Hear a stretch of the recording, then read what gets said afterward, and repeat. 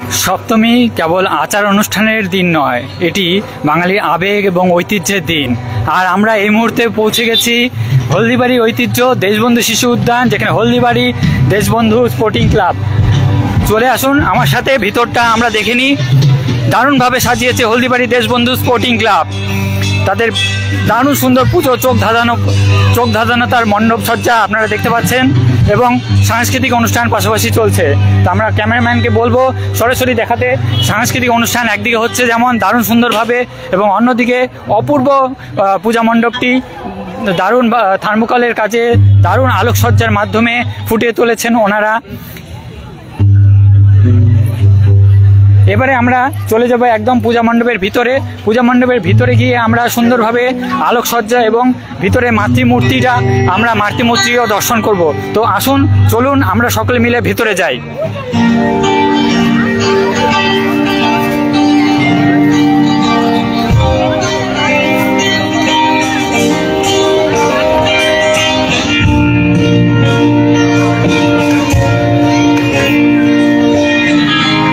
আপনারা দেখতে পাচ্ছেন কি অপূর্ব কারুকার্য। আপনি যদি হলদিবাড়িতে থেকে থাকেন বা আশেপাশের জায়গায়, অবশ্যই আপনাকে একবার হলেও আসতে হবে দারুণ সুন্দর সেই কারুকার্য দেখার জন্য নিজে চোখে। আর আপনারা যারা আসতে পারছেন না কোনো কারণবশত, তাদের জন্য আমি আছি, আর আমার সঙ্গে আছে সুমন। আমরা দুজন মিলে দেখাচ্ছি দেশবন্ধু স্পোর্টিং ক্লাবের মণ্ডপ সজ্জা।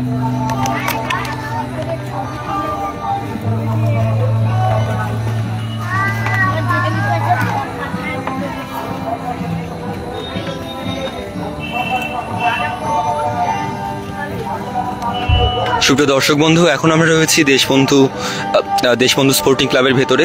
আপনারা দেখতে পাচ্ছেন এখানে আলোর মূল উৎস হিসেবে রাখা হয়েছে ঝাড়বাতিকে। ঝাড়বাতির সাথে সাথে রয়েছে এখানে থার্মোকলের বিভিন্ন ধরনের কাজ। আপনারা দেখতে পাচ্ছেন বিভিন্ন ধরনের আলোকসজ্জায় সজ্জিত এই প্যান্ডেলটি। আমি আমার ক্যামেরাম্যানকে অনুরোধ করবো দেশবন্ধু স্পোর্টিং ক্লাবের প্রতিমাটি দেখাতে। আপনারা দেখতে পাচ্ছেন মায়ের মৃন্ময়ী রূপ ফুটে উঠেছে এই প্রতিমার মাধ্যমে,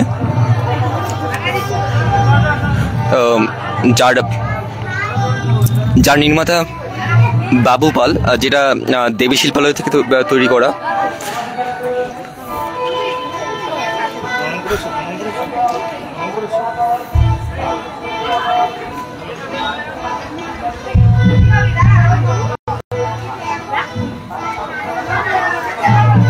মায়ের মৃন্ময়ী রূপে ফুটে উঠেছে মায়ের লাবণ্যতা।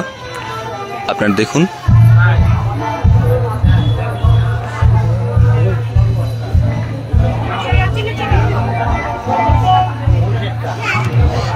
আপনারা দেখতে পাচ্ছেন শরতের সপ্তমীর প্রথম সন্ধ্যায় মোটামুটি ভিড়ের আলোড়ন দেখা যাচ্ছে দেশবন্ধু স্পোর্টিং ক্লাবে। আপনারা দেখতে পাচ্ছেন লোকজনের সমাগম প্রায় প্রথম দিন থেকেই শুরু হয়ে গেছে পুজোর। এবার চলুন বাইরে যাওয়া যাক।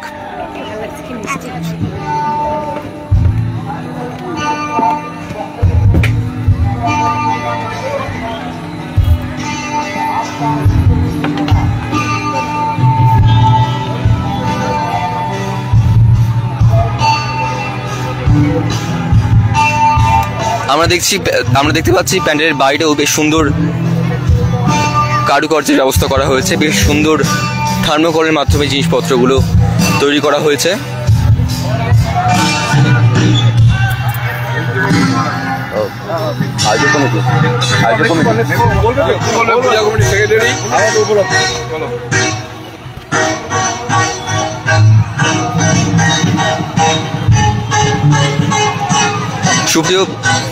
সুপ্রিয় দর্শক বন্ধু, আমরা এখানে পেয়ে গেছি আমাদের দেশবন্ধু স্পোর্টিং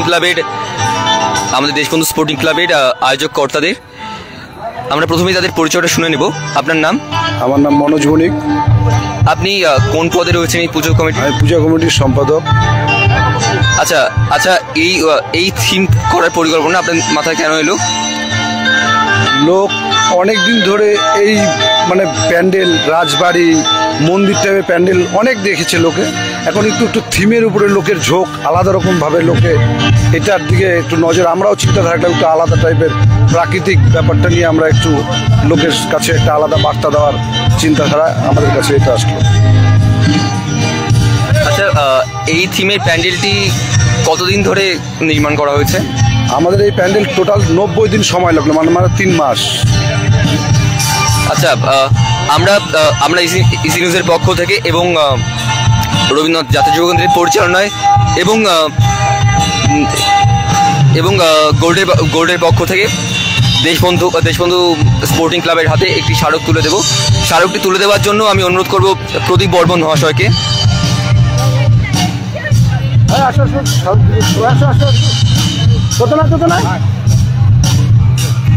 স্মারক তুলে দিচ্ছেন মেঘা বর্মনের ডিরেক্টর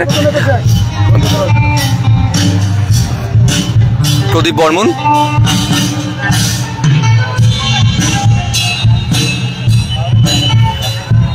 আমরা আশা করব আগামী দিনে তারা আরো ভালো ভালো নতুন উদ্যোগ নেবে, আরো ভালো নতুন থিমের উপর হলদিবাড়িবাসীদেরকে মনোরঞ্জনের সুযোগ করে দেবে।